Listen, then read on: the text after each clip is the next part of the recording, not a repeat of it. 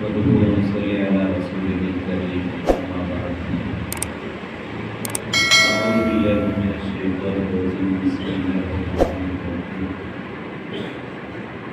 إنما المؤمنون إخوة وأصلحوا بين أخويكم صدق الله العظيم قال النبي صلى الله عليه وسلم خير الناس من ينفع الناس وقال النبي صلى الله عليه وسلم بدأ الإسلام غريبا وسيعود غريبا كما بدأ فطوبى للغرباء أو كما قال عليه الصلاة والسلام. محترم سامعین کرام، اللہ کا بے انتہا فضل کرم احسان کہ اللہ تبارک و تعالیٰ نے ہم تمام کو جمعیت علماء ہند، جمعیت علماء نرگن کی اس مجلس میں شرکت کا موقع نصیب فرمایا. جیسا کہ ہم سب جانتے ہیں کہ اللہ تبارک و تعالیٰ نے اس امت میں پیدا کر کے ہمیں نبیوں والا کام اللہ نے عطا فرمایا. حضور پاک صلی اللہ علیہ وسلم کی امت میں ہم پیدا ہوئے، اس کی برکت سے اللہ نے نبیوں والے کام ہمیں عطا فرمائے. نبیوں والے کام کیا ہیں یہ بھی ہمیں معلوم ہونا چاہیے. آج دین کا پورا علم، دین کی جانکاری نہ ہونے کی وجہ سے بہت سارے انسان اپنے اپنے کام کو نبیوں والا کام سمجھتے ہیں، باقی دیگر فلاحی رفاہی امت کے خیر کے کاموں کو نبیوں والا کام تو کیا اچھا اور بھلا کام بھی نہیں سمجھتے. تو ہمیں معلوم ہونا چاہیے کہ قرآن پاک میں اللہ تبارک و تعالیٰ نے جس طرح نبیوں کے حالات بیان کرتے ہوئے ان کی دعوت کو بیان فرمایا، اسی طرح اللہ نے نبیوں کی عبادت کو بھی بیان فرمایا. نبیوں کی خدمت خلق کی کارگزاری بھی اللہ نے قرآن میں بیان فرمائی. تو نبیوں والے کام میں دعوت بھی ہے، عبادت بھی ہے اور خدمت بھی ہے. ہاں، سب سے بڑا مقصد، سب سے بڑا کام نبیوں کا دعوت ہے، لیکن قرآن میں نبیوں کی عبادت کے بھی تذکرے ملتے ہیں. قم اللیل الا قلیلا، اللہ نے حضور پاک صلی اللہ علیہ وسلم کے انفرادی عبادتوں کا تذکرہ فرمایا اور اللہ نے حکم فرمایا کہ اے میرے حبیب رات کا ایک بڑا حصہ تم عبادت میں گزارو. قرآن میں اللہ نے فرمایا وَمَا خَلَقْتُ الْجِنَّ وَالْإِنسَ إِلَّا لِيَعْبُدُونَ، کہ میں نے انسانوں اور جنات کو پیدا ہی عبادت کے لیے کیا ہے. موسیٰ علیہ السلام کا تذکرہ ہوا تو اللہ نے فرمایا کہ موسیٰ علیہ السلام کوہ طور پر تنہائی میں 40 دن اللہ کی عبادت میں انہوں نے گزارے. تو یہ ہماری سوچ اور ہمارا نظریہ کہ صرف دعوت ہی نبیوں کا کام ہے، یہ درست نہیں ہے. دعوت نبیوں کا سب سے بڑا کام ہے، لیکن نبیوں نے عبادت بھی کی ہے تو ہمیں بھی عبادت کرنی چاہیے. نبیوں کو ہمیں عبادت میں نمونہ بنانا چاہیے جیسے دعوت میں نمونہ بناتے ہیں. حضور پاک صلی اللہ علیہ وسلم کے بارے میں بار بار ہم سنتے ہیں کہ آپ اتنا کھڑے ہو کر نماز پڑھتے کہ آپ کے پیروں میں ورم آ جاتا، آپ کے پیروں میں ورم آ جاتا، سوجن آ جاتی، اتنا کھڑے ہو کر حضور نماز پڑھتے. کیا کبھی ہم نے یہ سوچا ہے کہ میں نبی کا وارث ہوں، میں نبی کا امتی ہوں، نبی میرے لیے جیسے دعوت میں نمونہ ہے، عبادت میں بھی نمونہ ہے، کہ میں ایسی نماز پڑھوں کہ میرے پیروں میں بھی سوجن آ جائے؟ کبھی ہم نے کوشش کی ہے؟ تو جیسے نبی دعوت میں نمونہ ہے، عبادت میں تو بھی نمونہ ہے. نبی پاک صلی اللہ علیہ وسلم مسجد کے 4 دیواری میں صرف نمونہ نہیں ہے، باہر بھی نمونہ ہے. جیسے میں مسجد کے اندر نبی کی اطاعت کرتا ہوں، کاروبار میں بھی نبی کی اطاعت کروں، نکاحوں میں بھی نبی کی اطاعت کروں، جنازوں میں نبی کی اطاعت کروں، میرا ہر کام نبی کے طریقے پر ہو۔ تو عبادتوں میں نمونہ ہے کہ ہم نے کبھی کوشش کی کہ میں ایسی نماز پڑھوں کہ پیروں میں سوجن آ جائے۔ حضور پاک صلی اللہ علیہ وسلم کے بارے میں بار بار ہم فضائل کی کتاب میں پڑھتے ہیں، گئے 2 رکعت میں 4 پارے 6 پارے قرآن پاک کے پڑھتے تھے۔ کبھی ہم نے لمبی قرات کے ساتھ 2 رکعت نماز پڑھنے کی فکر کی ہے؟ یہ بھی سوچنے کی بات ہے۔ عرب کے ایک مدرسے کی کارگزاری ہم نے بڑوں سے سنی کہ عرب میں ایک بڑا مدرسہ تھا اور وہاں کے شیخ الحدیث جو حدیث پڑھاتے تھے، ایک مرتبہ حدیث پڑھاتے ہوئے یہ حدیث سامنے آئی کہ حضور پاک صلی اللہ علیہ وسلم اتنا کھڑے ہو کر نماز پڑھتے کہ آپ کے پیروں میں سوجن آ جائے۔ یہ حدیث پڑھاتے پڑھاتے شیخ الحدیث جو استاد تھے ان کے دل میں خیال آیا کہ ہم نے بہت ساری سنتوں پر عمل کیا ہے، لیکن آج تک ہم نے اس سنت پر عمل نہیں کیا کہ اتنا کھڑے ہو کر نماز پڑھے کہ پیر سوج جائیں۔ اس سنت پر میں نے عمل نہیں کیا۔ یہ سوچ رہے کون؟ وہ شیخ الحدیث استاد حدیث پڑھانے والے۔ ارادہ کیا کہ میں اتنا نماز پڑھوں گا کہ میرے پیر سوج جائیں۔ ایک رات پوری، اس دن پوری رات جو ہے کھڑے ہو کر نماز پڑھے، پیروں میں سوجن ہی نہیں آئی۔ اگلی دوسری رات پوری رات نماز پڑھی، کھڑے ہو کر سوجن ہی نہیں آئی۔ تیسری رات پوری رات کھڑے ہو کر نماز پڑھے، سوجن ہی نہیں آئی۔ روزانہ کرتے کرتے کرتے 6 مہینے لگے ہوئے۔ کتنا وقت لگا؟ 6 مہینے روزانہ پوری رات کھڑے ہو کر نماز پڑھتے رہے۔ 6 مہینوں کے بعد جا کر ایسی نوبت آئی کہ پیر ان کے سوج گئے، کھڑا ہونا مشکل ہو گیا، گر گئے۔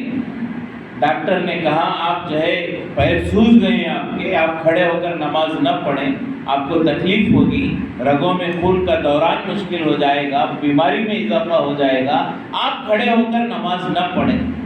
تو ڈاکٹر سے وہ استاد شیخ الحدیث انہوں نے کہا کہ 6 مہینے کی دن رات کی کوشش کے بعد آج مجھے اس سنت پر عمل کا موقع ملا اور تم کہتے ہو کہ اس پر عمل نہ کرو، ایسا نہیں ہو سکتا۔ تو حضور ہمارے لیے عبادت میں بھی نمونہ ہے، ہر نبی ہمارے لیے عبادت میں بھی نمونہ ہے، دعوت میں بھی نمونہ ہے، اسی طرح خدمت میں بھی نمونہ ہے۔ اللہ نے جیسے نبیوں کی دعوت کو قرآن میں بیان فرمایا، نوح علیہ السلام کی دعوت کا تقریباً پورا رکوع ہے، انی دعوت قومی لیلا و نہارا، اے اللہ میں نے دن میں تیرے بندوں کو سمجھایا، رات میں تیرے بندوں کو سمجھایا، مجمع میں جا کر سمجھاتا، تنہائی میں جا کر سمجھاتا، اے اللہ کوئی مجھے دیکھ کر بھاگ جاتا، کوئی اپنے سر پر کپڑا ڈال لیتا، کوئی اپنے کانوں میں انگلیاں رکھ لیتا، پورا ایک رکوع تقریباً نوح علیہ السلام کی دعوت کو اللہ نے بیان فرمایا۔ تو اللہ نے جیسے نبیوں کی دعوت بیان فرمائی ہے، اسی طرح نبیوں کی خدمت بھی بیان فرمائی۔ قرآن کے وہ واقعات ہم دیکھیں، غور کریں کہ یہ بھی نبیوں کا کام ہے۔ موسیٰ علیہ السلام اور خضر علیہ السلام کا مشہور واقعہ بارہا ہم سنتے ہیں کہ خضر علیہ السلام نے اس کشتی میں سوراخ کر دیا۔ کیوں کر دیا؟ کہ ان کشتی والوں کو ظالم بادشاہ سے بچائیں، یہ بھی نبیوں کا کام ہے۔ موسیٰ علیہ السلام وقت کے نبی ہیں، جلیل القدر نبی ہیں، رسول ہیں، انہیں سکھایا جا رہا ہے کہ خدمت قلب بھی ایک کام ہے۔ کشتی میں سوراخ کیا، مقصد کیا تھا اس کا؟ کہ ظالم بادشاہ سے، ان لٹیروں سے اس کشتی والے کی کشتی کی حفاظت کی جائے۔ فرمایا کہ مسلمانوں کے اور انسانوں کے جان اور مال کی حفاظت کرنا بھی نبیوں کا کام ہے، یہ بھی نبیوں کا کام ہے۔ گئے، دیوار گر رہی ہے یتیموں کی، اسے تعمیر کر رہے ہیں۔ موسیٰ علیہ السلام اور خضر علیہ السلام جو یتیموں کی دیوار گھر کی گر رہی تھی اسے تعمیر کر رہے ہیں، جو لوگوں کی خدمت کر رہے ہیں، یتیموں کی خدمت کر رہے ہیں۔ یہ موسیٰ علیہ السلام اور خضر علیہ السلام، یہ واقعہ قرآن میں اللہ نے کیوں بیان فرمایا؟ قرآن کوئی قصے کہانیوں کی کتاب نہیں، ہمارے لیے قیامت تک آنے والے مسلمانوں کے لیے عبرت ہے۔ یتیموں کا سہارا بننا بھی نبیوں کا کام ہے، یتیموں کا سہارا بننا بھی نبیوں کا کام ہے۔ یہ بتانے کے لیے واقعات ہیں۔ پورے قرآن میں بہت سارے نبیوں کا تذکرہ ہے، لیکن اللہ کا ایک نظام ہے، قرآن کا ایک اسلوب ہے، ترتیب ہے، جہاں جس نبی کی زندگی کے جس شعبے، جس حالات کا تذکرہ ہو اسی کو اللہ بیان کرتے ہیں۔ لیکن یوسف علیہ السلام کی پوری زندگی ایک ہی جگہ اللہ نے بیان فرمائی، اور پورے سورے کا نام سورہ یوسف، پورے سورے کا نام سورہ یوسف، اور سورہ یوسف میں پوری زندگی یوسف علیہ السلام کی اللہ نے بیان فرمایا۔ حالانکہ ہر نبی کے بارے میں اللہ کا ایک مزاج نہیں ہے۔ موسیٰ علیہ السلام کا تذکرہ تقریباً ہر بارے میں ملتا ہے، لیکن جو ضرورت ہے اسی کو اللہ بیان کرتے ہیں۔ پوری زندگی موسیٰ علیہ السلام کی ایک جگہ اللہ نے نہیں بیان فرمائی، پوری زندگی ابراہیم علیہ السلام کی اللہ نے ایک جگہ نہیں بیان فرمائی، لیکن یوسف علیہ السلام کی پوری زندگی اللہ نے ایک جگہ بیان فرمائی، اور قیامت تک آنے والے ایمان والوں کو سمجھایا کہ یوسف علیہ السلام کی زندگی ایک ہی جگہ میں نے بیان فرمائی۔ اس کے پیچھے ایک مقصد یہ ہے کہ ان کا مقصد دیکھے اور ان کے مقصد کو قیامت تک آنے والے انسان اپنا مقصد بنائے، اور وہ خدمت انسانیت ہے۔ یوسف علیہ السلام کے کیا بیان کیا گیا قرآن میں؟ سورہ یوسف میں کیا ہے؟ یوسف علیہ السلام کیسے دعوت دیتے تھے؟ ہاں، ایک آدھ واقعہ قید خانے کا، جیل کا، دعوت کا بیان کیا گیا، لیکن پورا سورہ یوسف کا، حضرت یوسف علیہ السلام کی زندگی کا جو اہم ترین پہلو امت کے سامنے اللہ نے رکھا ہے وہ خدمت انسانیت ہے۔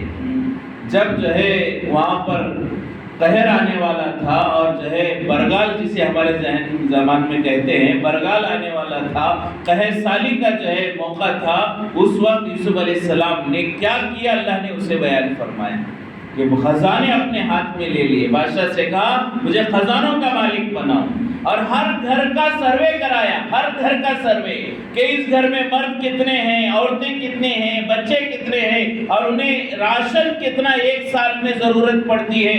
ہر گھر کا سروے بنا کر ایک کارڈ بنایا، اور اس کارڈ کے مطابق اس گھر والوں کو 7 سالوں تک راشن دیا جاتا تھا۔ یوسف علیہ السلام کا کیا کام تھا؟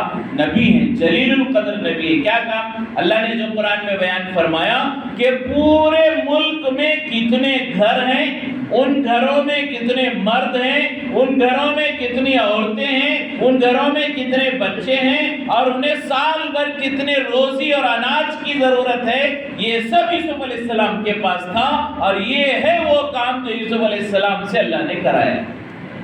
تو یہ بھی نبیوں والا کام ہے، ہر گھر کو جانا، گھر میں کیا حال ہے معلوم کرنا، ان کی ضرورتوں کا خیال کرنا، یہ یوسف علیہ السلام کے کاموں میں سے ایک بڑا کام ہے۔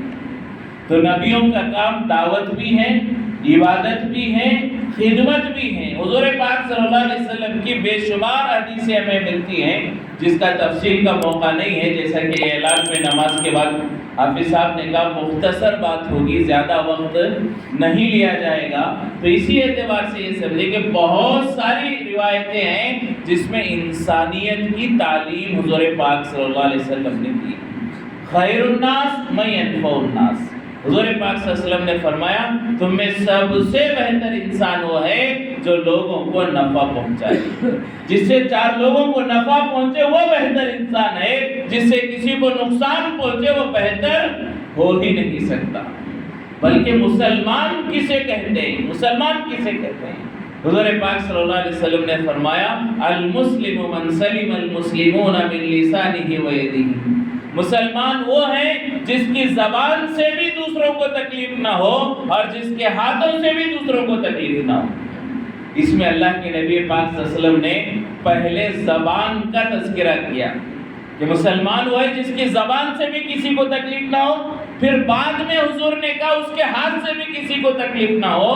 پہلے زبان کہا اس لیے کہ ہاتھ سے دوسروں کو تکلیف پہنچانا یہ ہر ایک کے بس کی بات نہیں، زبان سے تکلیف پہنچانا ہر کمزور سے کمزور انسان کرتا ہے۔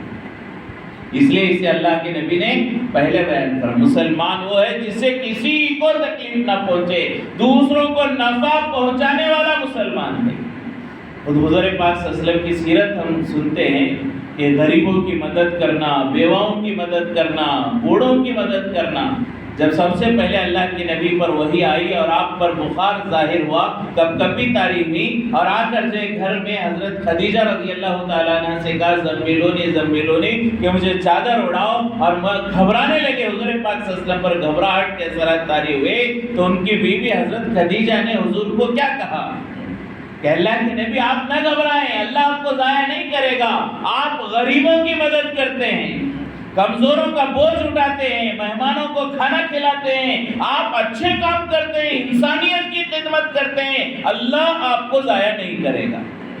تو حضرت خدیجہ نے حضور کی جو کیا صفت بیان فرمائی، سب سے پہلی صفتیں وہ انسانیت کی خدمت ہے، لوگوں کی خدمت کرنا، لوگوں کا حق ادا کرنا۔ آج اللہ معاف فرمائے، میں نماز بھی پڑھ رہا ہوں، روزے بھی رکھ رہا ہوں، تہجد بھی پڑھ رہا ہوں، اور لوگوں کا حق ادا نہیں کر رہا۔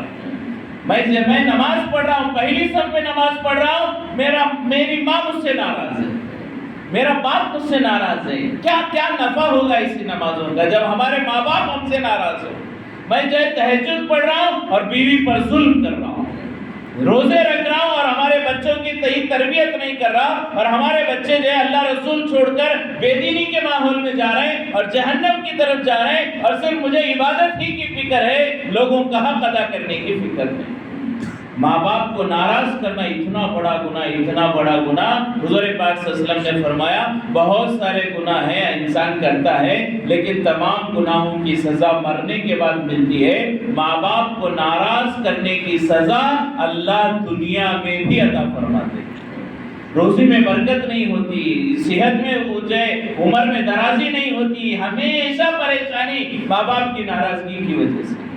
تو آج ہمارا حال کیا ہے کہ میرا باپ خوش ہے مجھ سے، میری ماں خوش ہے، بیوی سے کیا میں محبت کر رہا ہوں، بیوی کا حق ادا کر رہا ہوں۔ حضور پاک صلی اللہ علیہ وسلم گھر آتے تو کتنا خوشی کا ماحول ہو جاتا۔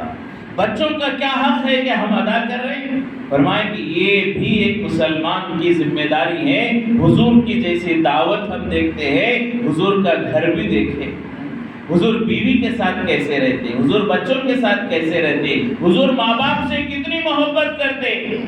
حضور پاک صلی اللہ علیہ وسلم کے بارے میں آتا ہے، آپ صلی اللہ علیہ وسلم فرماتے کاش کہ میری ماں زندہ ہوتی اور اپنی ماں کی خدمت کرتا۔ تقریباً 50 پر 2 یا 3 سال کے بعد اپنے ماں کے انتقال کے بعد ماں کی قبر پر گئے، رات بھر اکڑو بیٹھ کر ایسے حضور رو رہے تھے، صحابہ کہتے ہیں ہمیں لگتا ہے آج ہی حضور کی ماں کا انتقال ہوا ہو، ایسا رو رہے، ایسا غم ہے، حضور کو اپنی ماں سے ایسی محبت ہے۔ تو علماء نے فرمایا کہ حضور کے والد تو نہیں تھے، حضور کے والد حضور کے ولادت سے پہلے انتقال ہو گئے، حضور یتیم بن کر پیدا ہوئے، لیکن ہم دیکھیں حضور اپنے چچا سے کتنی محبت کرتے، اور ہم اندازہ لگائے جب حضور اپنے چچا سے اتنی محبت کرتے ہیں، اگر والد زندہ ہوتے تو ان سے کتنی محبت کرتے۔ یہ سب ہے، ماں باپ کا حق ہمارے اوپر ہے، بیوی کا حق ہمارے اوپر ہے، بچوں کا حق ہمارے اوپر ہے، پڑوسیوں کا حق ہمارے اوپر ہے۔ حضور پاک صلی اللہ علیہ وسلم نے پڑوسیوں کے حق بیان فرمائے۔ صحابہ کہتے ہیں حضور اتنا پڑوسیوں کا حق بتانے لگے، ہم سن کر یہ ہمیں لگنے لگا تھا کہ کہیں حضور یہ بھی کہہ دیں گے کہ تمہاری جائیداد میں بھی پڑوسیوں کا حق ہے۔ اتنے حقوق حضور بتا رہے پڑوسیوں کا کہ ہمیں لگ رہا تھا کہ ہماری جائیداد میں بھی پڑوسیوں کا حق ہوگا۔ اتنا حق پڑوسیوں کا، ہر مسلمان کا حق ہمارے اوپر ہے، ہر مسلمان کا حق ہمارے اوپر، پوری دنیا کے مسلمان، چاہے فلسطین کا ہو، چاہے وہ میانمار کا ہو، چاہے ہندوستان کا کہاں بھی رہنے والا مسلمان ہو، اس کا حق ہمارے اوپر ہے۔ لیکن آج ہمارا حال کیا ہے؟ فلسطین کے گاؤں قبرستان بنے ہوئے ہیں، عورتیں اپنے بچوں کی لاشوں کو اٹھائے ہوئے ہیں اور کوئی دفنانے والا نہیں ہے، پورا گاؤں قبرستان ہے، اور ایسے حال میں بھی ان کی زبانوں پر ہے حسبنا اللہ نعم الوکیل نعم المولا و نعم النصیر، کہ ہمارے لیے اللہ ہی کافی ہے۔ ان سب چیزوں کو دیکھ کر بھی ہمارے دل میں کوئی درد پیدا نہیں ہوتا۔ مسلمان معصوم عورتیں وہ جو ہے قتل کیے جا رہے ہیں، معصوم بچے شہید کیے جا رہے ہیں، پورا ہاسپٹل بمباری کے جو ہے تہس نہس ہو گیا بمباری کے ذریعے۔ یہ سب دیکھ رہے ہیں اور ہمارے دل میں کوئی طلب نہیں، کوئی تڑپ نہیں، کوئی درد نہیں، کوئی احساس نہیں کہ یہ بھی مسلمان ہیں۔ حضور پاک صلی اللہ علیہ وسلم نے فرمایا پوری دنیا کے مسلمان ایک بلڈنگ کی طرح ہیں، جیسے ایک عمارت کو ایک اینٹ سے دوسری اینٹ مضبوط کرتی ہے، اسی طرح پورے دنیا کے مسلمان ایک عمارت کی طرح ہیں۔ نہ فلسطین والوں کا درد، نہ پڑوسیوں کا درد، نہ محلے والوں کا درد، نہ ماں باپ کا حق، نہ بیوی کا حق۔ فرمایا کہ یہ ایسی عبادت کر کے ہم جنت میں نہیں جائیں گے۔ یہ سب اخلاق ضروری ہے، انسانیت ضروری ہے، ایمان اس انسانیت پر مکمل ہوتا ہے۔ تو یہ سب جمعیت کے کام ہیں۔ یہ سب کس کے کام ہیں؟ الحمدللہ دعوت کا ایک اپنا نظام ہے، خانقاہ کا ایک اپنا نظام ہے، تو جمعیت علماء کے ذریعے سے خدمت انسانیت کا کام کیا جاتا ہے، اور یہ بھی نبیوں والا کام ہے۔ اور یہ صرف علماء کا کام یا کسی جماعت کا کام یا کسی بعض 8 10 15 20 لوگوں کا کام نہیں ہے، یہ ہر مسلمان کا کام ہے۔ تو لہٰذا ہم جو ہے اپنے اپنے علاقے میں ہماری جمعیت کے تعاون کرنے والے بنے، جمعیت کا ساتھ دینے والے بنے، اور اس میں جو وقت لگے گا، اس میں جو پیسہ لگے گا، اس میں جو صلاحیت لگے گی، خدا کی قسم وہ بھی نبیوں والے کام کا ہے، اور اس پر اتنا ہی اجر ملے گا جتنا نبیوں کے دوسرے کام میں جان مال وقت صلاحیت لگانے پر اللہ اجر و ثواب ہمیں نصیب فرماتے ہیں۔ تو اس کے لیے یہ جمعیت علماء کے پلیٹ فارم سے الحمدللہ پورے ہندوستان میں آج سے نہیں، آزادی سے پہلے سے ہو رہا ہے۔ گاندھی جی کو مہاتما کا لقب دینے والے جمعیت والے، گاندھی جی کو گاندھی ٹوپی پہنانے والے مولانا عبید اللہ صاحب رحمۃ اللہ علیہ ایک جلسے میں گاندھی کو بلائے تو اپنے سر کی ٹوپی اسے اتار کر پہنائی، اور وہی ٹوپی ہے جسے آج گاندھی ٹوپی کے نام سے جانتے ہیں۔ یہ جمعیت علماء کے سروں کی ٹوپی ہے۔ تو جمعیت علماء کوئی نئی جماعت نہیں، کوئی پولیٹیکل جماعت نہیں، یہ تو آزادی سے پہلے کی جماعت ہے، جنہوں نے ہر قوم، ہر مذہب، ہندو مسلمان سکھ عیسائی سب کو لے کر بھائی چارگی کے ساتھ محنت کی، اور جب ملک فتح ہو گیا اور ہندوستان کو آزادی دے دی، وہ حکومت کو چھوڑ کر پیچھے ہٹ گئے اور دوسروں کے حوالے حکومت کر دی۔ ایسے مخلص جماعت ہے جمعیت علماء ہند کی جماعت، تو اس جمعیت میں ہم ساتھ دینے کا یہ ضرور ارادہ کریں، اور اسے باعث اجر سمجھیں، اور اسے ہماری ضرورت سمجھیں۔ یہ علماء کا کام، مدرسے والوں کا کام، فلاں کا کام نہیں، یہ ہر مسلمان کا کام ہے کہ ہر ایک انسان کی فکر کریں۔ تو جمعیت علماء کے پلیٹ فارم سے بہت سارے کام ہوتے ہیں، خاص طور سے جن کا مقصد ہے وہ امت کے ایمان کی حفاظت ہے، خدمت انسانیت ہے۔ لہٰذا ماشاءاللہ یہاں پر ایک جمعیت قائم بھی ہے، اور بہت سالوں سے جو ہے تقریباً 5 سالوں سے خدمات بھی ہو رہے ہیں، اور آگے بہت سارے خدمات کرنے کا ارادہ بھی ہے۔ اور وہ کب ہوگا؟ جب آپ حضرات ہم سب مل کر ساتھ دیں گے۔ جب خود حضور پاک صلی اللہ علیہ وسلم مکہ مکرمہ میں محنت کرتے تو آپ صلی اللہ علیہ وسلم کہتے من یعوینی ومن ینصرنی حتی ابلغ رسالات ربی۔ حضور ایک ایک آدمی کے پاس جاتے اور کہتے تم میری مدد کرو، تم مجھے ٹھکانہ دو تاکہ میں اللہ کی بات پہنچاؤں۔ جب حضور کو لوگوں کی مدد کی ضرورت ہے تو ہمیں بھی لوگوں کی مدد کی ضرورت ہے۔ اللہ کے بندوں کے بغیر کوئی ایک جماعت کام نہیں کر سکتی جب تک ہم پوری امت ان کا تعاون نہ کریں۔ لہٰذا جمعیت علماء کے جو کام ہو رہے ہیں ان کے لیے جو ہے دعائیں بھی کریں، محبت بھری سے نظروں سے دیکھیں، اور جتنا ہو سکتا ہے اس میں ہم بھی حصہ لگانے کی کوشش کریں گے انشاءاللہ۔ اللہ ہم سب کو عمل کی توفیق نصیب فرمائے۔ نبیوں والے کام کا یہ شعبہ خدمت انسانیت کا جو امت میں کم ہو گیا ہے، اللہ اسے دوبارہ جو ہے شروع کرنے اور بہتر انداز میں نبیوں کے درد و غم کے ساتھ خدمت انسانیت کرنے کے اللہ ہم سب کو توفیق نصیب فرمائے، اور جو کچھ اللہ نے دیا اللہ کے بندوں کی بھلائی میں لگانے کے اللہ ہم سب کو توفیق نصیب فرمائے۔ اور جمعیت علماء کے پلیٹ فارم سے جو کام ہو رہے ان تمام کاموں کو اپنا کام اور اپنی ضرورت سمجھ کر موت کے آخری سانس تک ہمیں کرنے کی توفیق نصیب فرمائے۔ اللہ ہم سب کو جو کچھ کہا گیا سنا گیا اس پر عمل کی توفیق نصیب فرمائے۔ وآخر دعوانا الحمدللہ۔ درود شریف پڑھیں۔ اللهم صل على محمد وعلى ال محمد كما صليت على ابراهيم وعلى ال ابراهيم انك حميد مجيد۔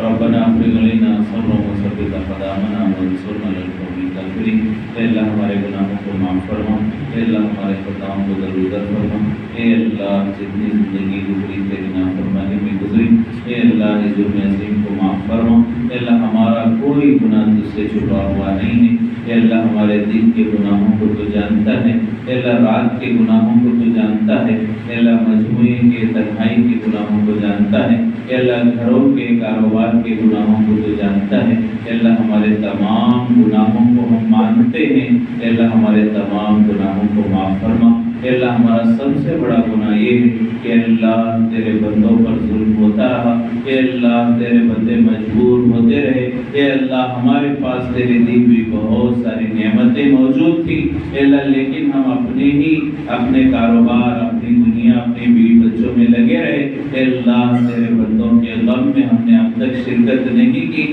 اے اللہ اس جرم عظیم کو معاف فرما، اے اللہ اس جرم عظیم کو معاف فرما، اے اللہ اس میں جو سستی، کاہلی، غفلتی حق کے ادا کرنے میں ہوئی درگزر فرما، اے اللہ آئندہ تیرے بندوں کی خیر خواہی اور بھلائی اور ان کے لیے نفع پہنچانے والے کام کرنے میں اے اللہ ہمارے جان، مال، اوقات، صلاحیتوں کو لگانے کی توفیق نصیب فرما، اے اللہ خدمت انسانیت کے لیے ہمیں قبول فرما، اے اللہ نبیوں کے دلوں میں جیسا تیرے بندوں کا درد و غم تھا، اے اللہ ایسا درد و غم اور اس کا ایک حصہ اے اللہ ہمارے دلوں میں بھی پیدا فرما، اے اللہ امت کا درد نصیب فرما، امت کی پریشانیوں کو دیکھ کر تڑپنے کی توفیق نصیب فرما، اے اللہ امت کے لیے خدمت کرنے کی توفیق نصیب فرما، اے اللہ پورے دنیا کے مسلمانوں پر رحم فرما، اے اللہ پورے دنیا کے مسلمانوں پر رحم فرما، اے اللہ بالخصوص فلسطین کے مسلمانوں پر رحم فرما، اے اللہ قبلہ اول بیت المقدس کے اے اللہ خیر کے فیصلے فرما، اے اللہ ظلم کی اپنی انتہا کو پہنچ چکا ہے،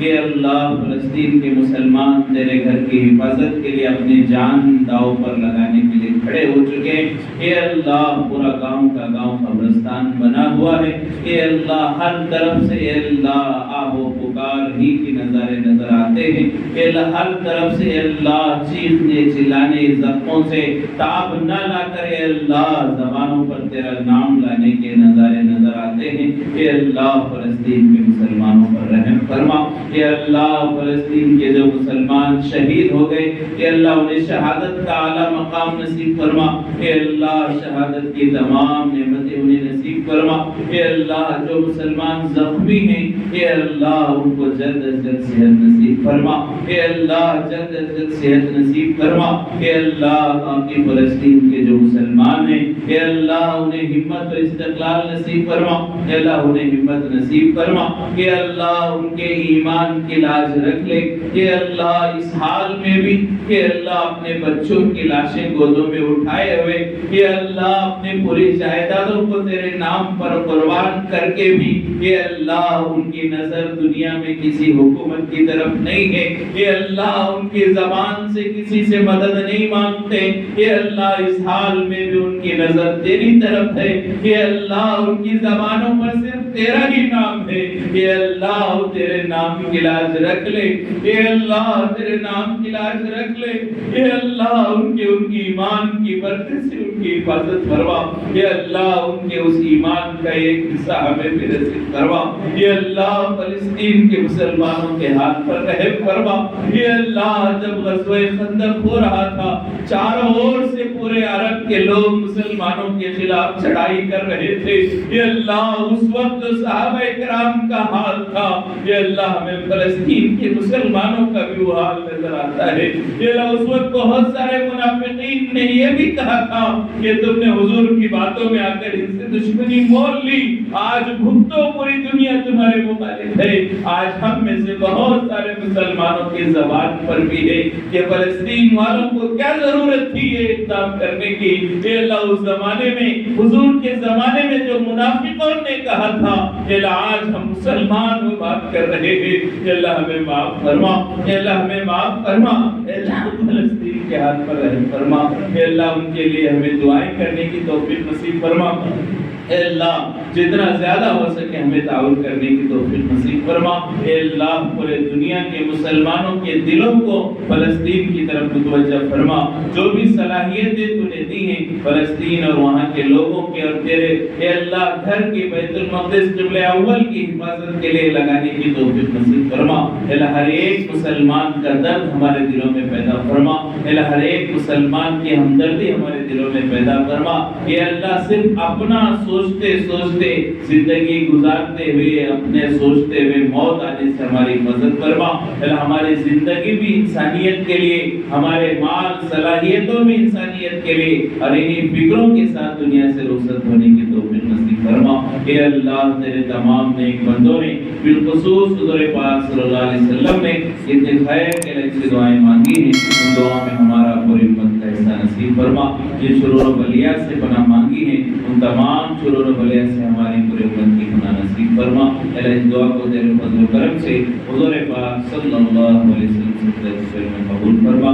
سبحان ربک رب العزت